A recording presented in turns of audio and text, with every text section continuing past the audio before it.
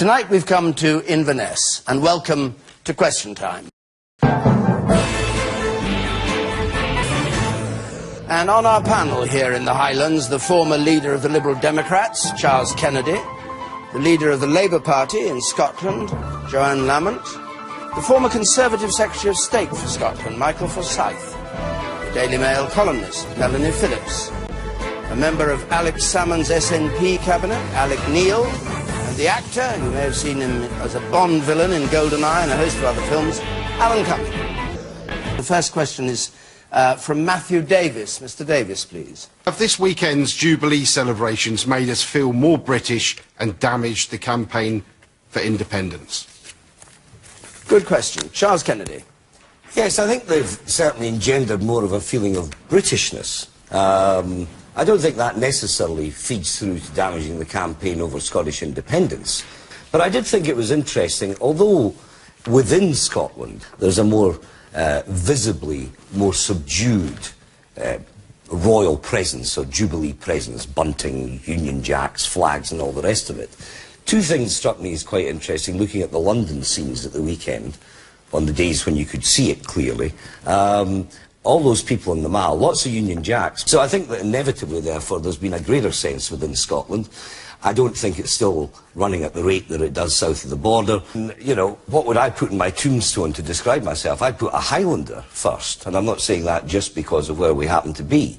I'd put a Scot second, I'd put UK citizenship third, and I'm very comfortable with being a citizen of the European Union. Now, I don't find any contradiction in that sense of multi-layered identity.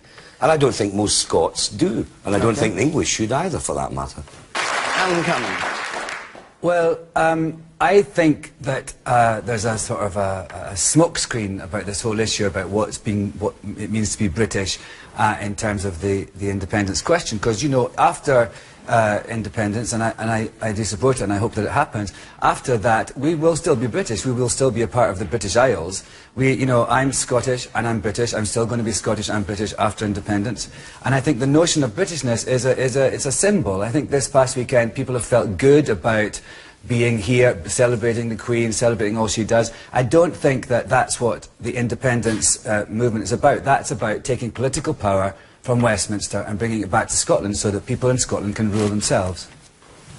You say, you're shaking your head, Mr. Well, I disagree entirely on that point at all. I think that there's a certain amount of xenophobia involved in Alex Salmond's plans.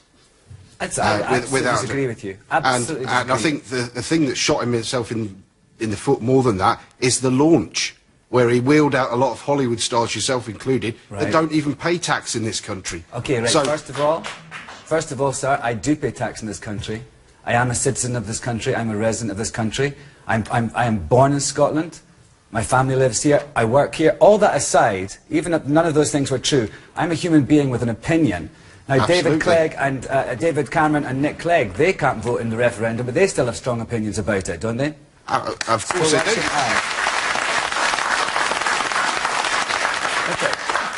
Michael Forsyth. First of all, I thought the weekend was just absolutely terrific. I mean, I thought the Prince of Wales summed it up brilliantly when he said, it made us all proud to be British. And looking down the Mall at all these Union flags, I just thought, is this the last time we're going to see red, white and blue on the Mall? Because that is what is at stake. And we should be clear about that. I mean, the idea that you can still be British and break up Britain is ridiculous. Yes, sir, in the middle there. In certain parts of Glasgow, it certainly wouldn't have been appropriate to put the Union Jack and bunting up to celebrate being British.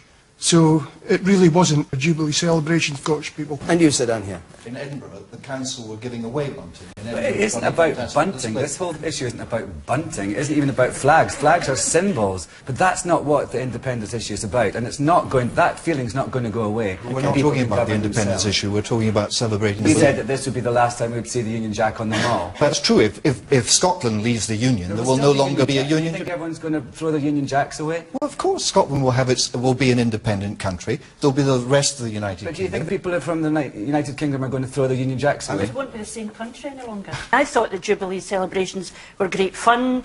You know, you see people waving flags, but it's not serious. It's people enjoying themselves. And the idea that that will then determine whether we decide to separate ourselves from the rest of the United Kingdom is not true. It was very much a sense, actually, if you're having a party, we all kind of do it much the same way, and it was good. Melanie Phillips, let me just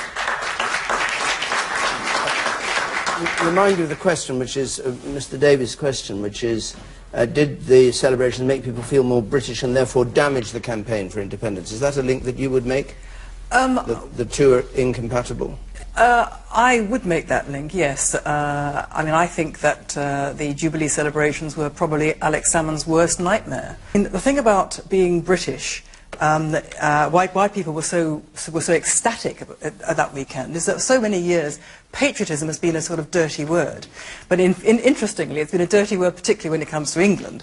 You know, Scottish, Welsh and Irish patriotism or nationalism is fine, but English patriotism is not. And it seems to me that independence is the ultimate divisive activity. Very interested to hear Alan Cumming say that Scotland would still be British after independence.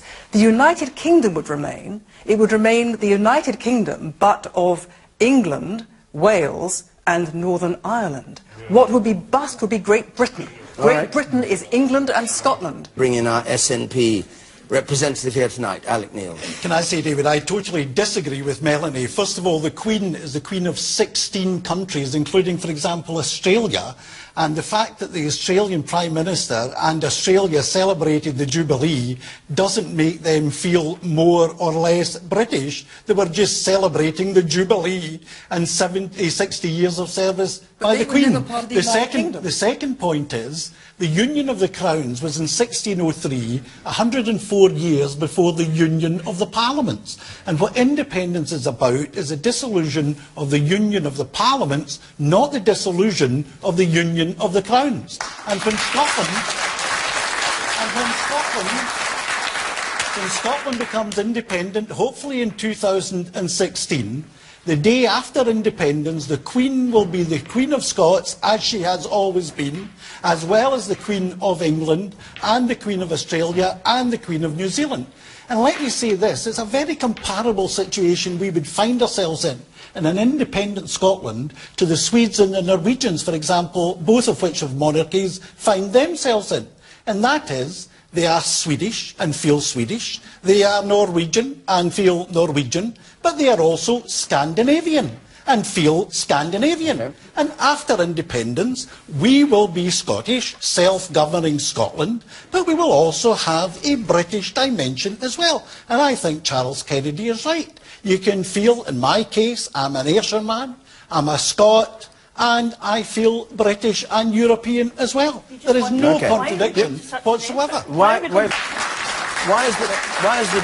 is the date slipped from 2014 to 2016? Because that's when the referendum's in 2014, but Independence Day will be 2016. It's 2016. The lady here. I just wanted to pick up on the point about the xenophobia, and I think it's really dangerous that people seem to get mixed up with pro-independence and seem to get mixed up with people who wish to be pro-independent.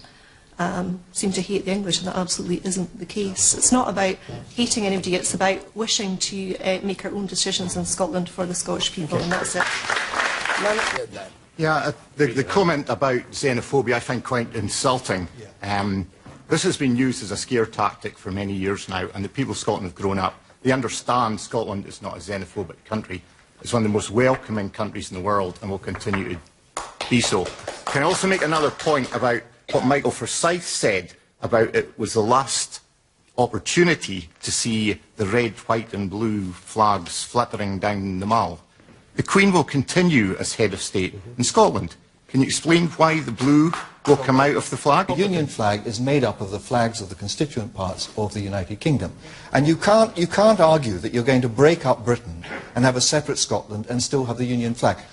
Certainly my experience of the royal family and dealing with the royal family is the royal family will move heaven and earth to maintain a united kingdom. How can they do that if they're non-political? Because I do believe But it is fatuous to argue that we'll still have Britain and we'll still have a United Kingdom. I don't understand that when you say... Well, that's perhaps because you live in America. Michael, we grew up very near each other in Scotland. And you're a US citizen. And I'm a British citizen, yes, as and well. a US citizen. Yes, what's the big deal? I am a joint citizen. Here's an Why can't I understand... Well, the big deal... What about xenophobia, ladies and gentlemen? I don't think the debate is about flags, and I don't think the real unifying force in the United Kingdom is the fact the people of the United Kingdom chose to work in partnership.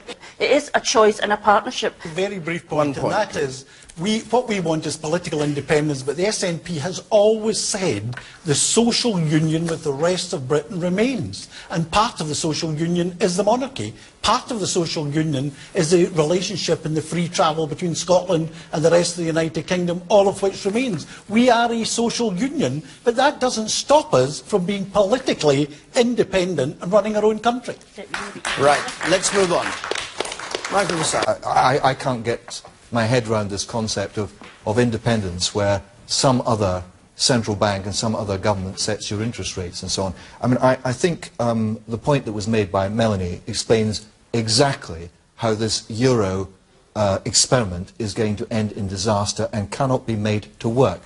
Alex will remember 20 years ago there was a big campaign run by the SNP in Scotland, and they said Scotland is paying the price of high interest rates for the overheating economy in the southeast of England.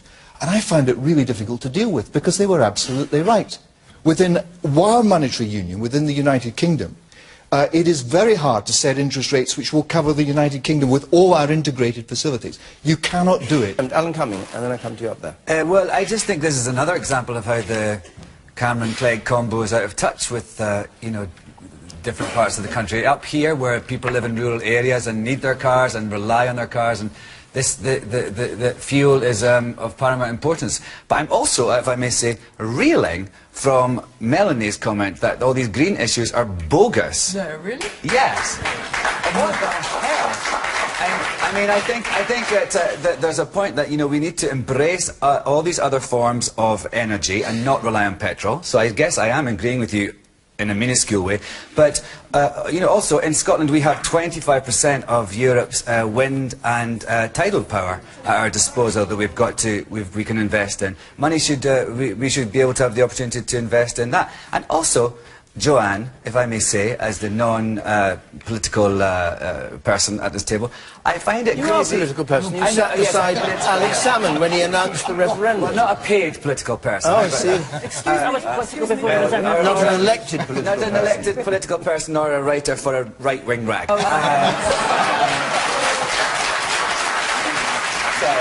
Right, you have to be brief. Okay, I just find it crazy, well not crazy, but I find it weird that Joanne's bashing on about David Cameron on this issue, and yet you're endorsing David Cameron by not voting for independence. You're still keeping... All right. So thank you all for coming, all 6 of you. Lovely to have you. And thank you, our audience, for coming here to Inverness.